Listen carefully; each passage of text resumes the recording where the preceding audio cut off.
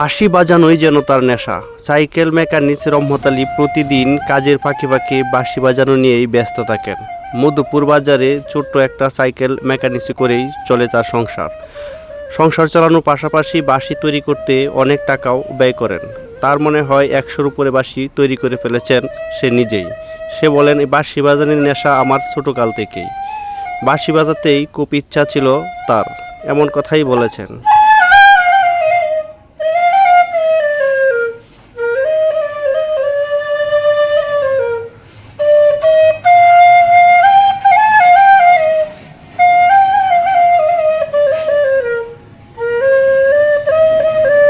থেকে বাঁশি বাজায়, কিন্তু হ্যাঁ বাজানির অনেক চেষ্টা করতেছে। হ্যাঁ বাঁশি অনেকগুলা বানাইছিও, তার বাঁশি বাজানি অনেক শ্রম দেয়। এই পাশাপাশি আমরাও মাঝে মাঝে দোকানে আয়া দিই যে হ্যাঁ বাঁশি লয়ে বইয়ে হ্যাঁ বাজানির চেষ্টা করতেছে। হ্যাঁ বাঁশি বাজানি শিখবো, এটাই তার। রহমত আলী বলেন, 14-15 বছর বয়স থেকেই বাঁশি বাজানোর নেশা মাথায় ঢোকে তার। মায়ের বাসায়ও চলে যান ঢাকাতে বাঁশি শেখার জন্য। কাজের ফাঁকে ফাঁকে বাঁশি শেখার জন্য অনেক চেষ্টাও করেছেন। দীর্ঘ চেষ্টার পর মধুপুর বাজারে এসে ছোট্ট একটা সাইকেল মেকানিক্সের দোকান দেন তিনি।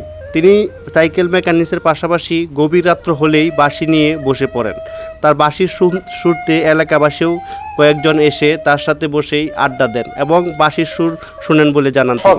আমি যখন 15 থেকে 20 বছর বয়স, তখন বাঁশি বাজাইতাম আমি এই ঢাকাতে বাজাইতে আমার ভাইয়ের বাসা আছেন, এখানে থাকতাম খাইতাম। এরপর থেকে আপনার হ্যাঁ থেকে কাজ কিছু সাইকেলে শিখে আইলাম। রহমত আলী বলেন, বাঁশি বানানোর জন্য যে টাকা ব্যয় হতো তা অনেক কষ্টকর হয়ে পড়তো তার। সংসার চালিয়ে কিছু টাকা আয় করে এই টাকা দিয়েই বাঁশি তৈরি করত রহমত আলী আরও বলেন, সংসার চালানোর জন্য যে টাকার প্রয়োজন হয় তা আমার ব্যবসার মাছ থেকেই আমি বের করি এবং এই টাকা দিয়েই আমার সংসার এবং বাঁশি তৈরি করি। বাঁশির অনেক শখ আছে, বাঁশি বাজাইতে অনেক শখ।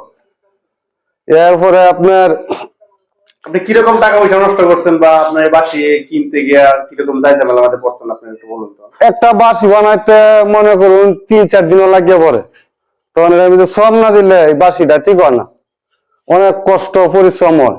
রহমত আলী আরও বলেন, গভীর রাত্র হলেই বাঁশি বাজানোর নেশাটা তার মাথায় ঢুকে যায় বেশি। গভীর রাত্র পর্যন্ত বাঁশি বাজান তিনি রাস্তার পাশে বসে।